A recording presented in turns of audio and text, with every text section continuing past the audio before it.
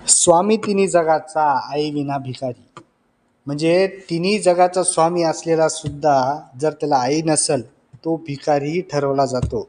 तशा प्रकारे एक मुलाचा 10वीचा पहिला पेपर आणि पहिल्याच दिवशी त्याचा आईचा मृत्यू होत असेल तर ही किती दुर्दैवाची गोष्ट आहे.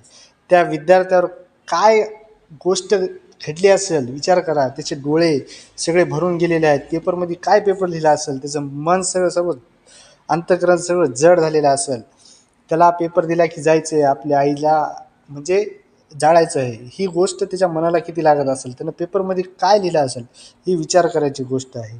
ही गोष्ट घडलेली आहे भंडारा जिल्ह्यातील पालनदूर येथील. विद्यार्थ्याचं नाव आहे सुकाराम निदाराम भोसारी. हा विद्यार्थी मराठीचा पहिला पेपर आणि पहिल्याच दिवशी त्याच रात्री त्याचा आईचा मृत्यू. सर्व काही बदलून गेले एकाच दिवशी, एकाच रात्री सर्व गोष्टी बदलून गेलेल्या आहेत.